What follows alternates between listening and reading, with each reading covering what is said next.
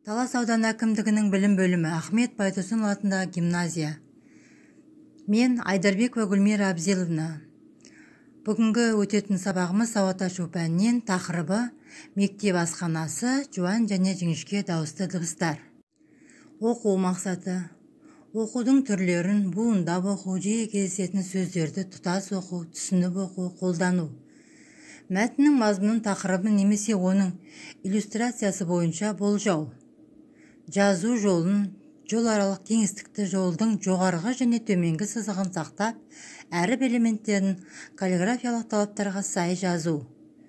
Сөздегі дыбыс түрін, дауысты, дауыссыз, жуан және жіңішке дауыстылар ажырату және дұрыс дыбыстау. Бағалау критерийі: айтылған сөздер мен сөйлемдердің көпшілігін дұрыс қайталай алады, нақты сөйлеу арқылы мәселені түсінгенін көрсете алады.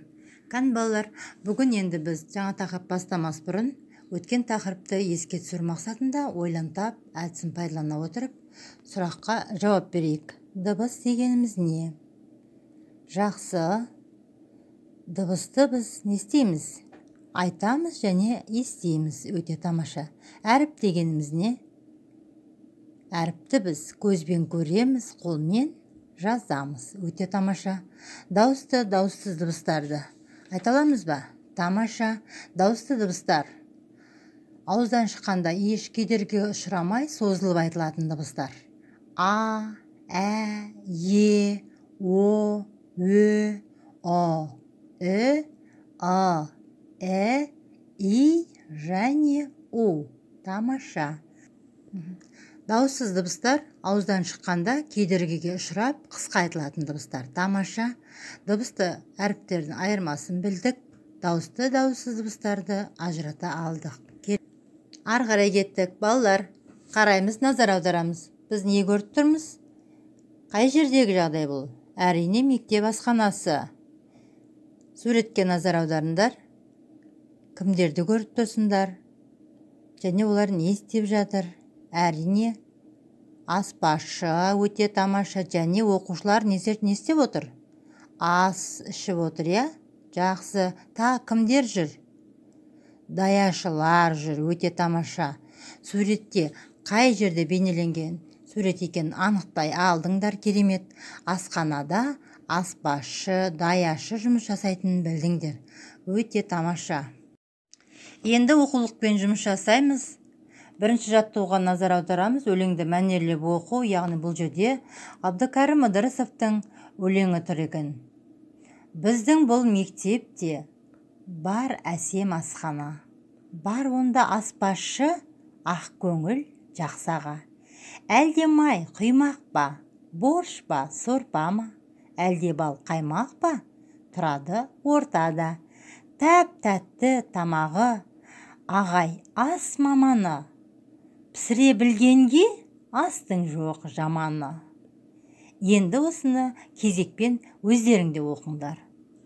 Балалар, өлеңді мәнерлеп оқи алады, өлең не туралы екенін біледі, ас түрі мен аспазшы қызметін анықтай алады. Балалар, өлеңді мәнерлеп, мұқият оқып болсақ, ендеше сұраққа жауап берейік. Өлең не туралы екен, балалар? Астың жоқ жаманы дегенді қалай түсінесіңдер? Өлең не туралы екен? Әрине өлең аспазшы, ағай туралы екен. Ал астың жоқ жаманы дегенді қалай түсінесіңдер, балалар? Ас қай кездерде қадірлі. Оның мына ас жақсы, мына ас жаман деп бізде ешқашанда айтпаған. Сондықтан да әрбір пісірген ас үлкен еңбекпен келді. Сондықтан да әрбір пісірген асын ағайдың біз рахмет деген жылы сөзімізді айта отырып, оны жеп алуымыз керек. Сөз мағынасын ажырата алдыңдар. Өте тамаша. Өлеңнің не туралы екенін білдіңдер. Енді біз өлеңдің аспазшы ағай екенін білдік та. Ал балалар, сол аспазшы ағайдың біз атын білдік пе? Жоқ, әрине. Олай болса, келесі біздің тапсырмаға назар аударайық. Балалар, бізге сөз жұмбақ беріпті. Аспазшы ағайдың өзі кеп тұр, қараңдаршы. сөз жұмбақ беріпті, сол сөз жұмбақты сурет бойынша дейді анықтап қоя білсек дейді, онда аспазшы ағайдың есімі шығады екен. Балалар, не көріп тұрсыңдар? Қараңдар, бірнеше сурет, тағы не көріп тұрмыз?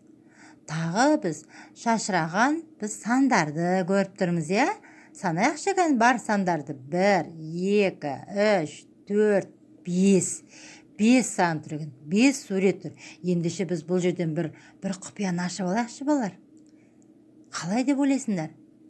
Осы аспазшы ағайымыздың есімі 5 әріптен тұрады екен, Олай болса біз біріншіге 1 деген саны бар.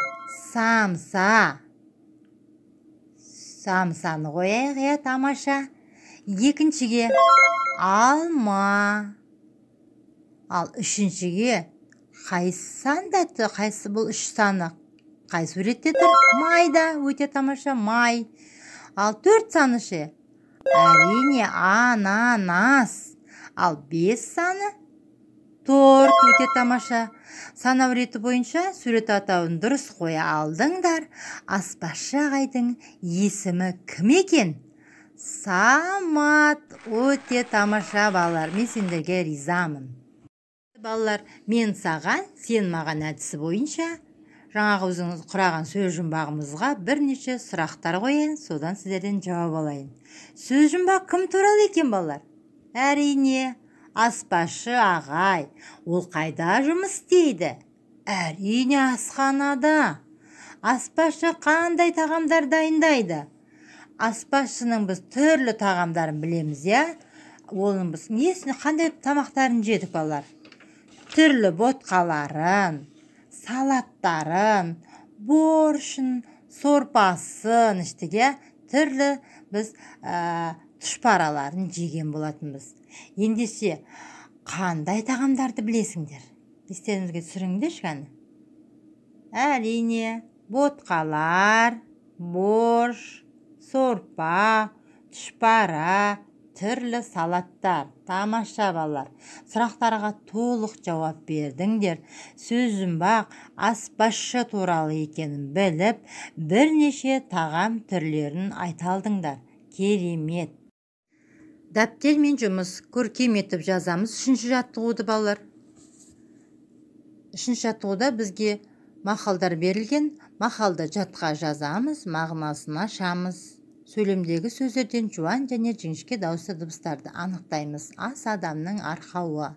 Дәнді шашпа, нанды баспа.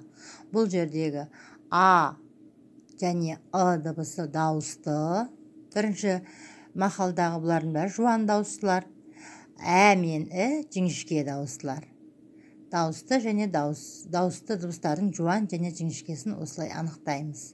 Алдымен көркем етіп жазып алыңдар. Жазған балаларды және бүгінгі тапсырмаға жақсы жауап берген балаларды мен керемет деп бағалаймын. Үйге тапсырма 5-ші жаттығу. Сөйлемдерді көшіріп жазып, есіңе сақта. Тамақты сораптамай іш. Тамақ ішіп отырғанда көп сөйлеме. Ізеттілік сөздерін айтуды ұмытпа. Бұл жерде сөйлемдерді көркем етіп жазу, әдептілік сөздерін өмірде пайдалануды ұмытпаймыз, есте сақтап жүреміз, мұқият болып. Бүгінгі сабағымыз осымен аяқталды. Сау болыңыздар.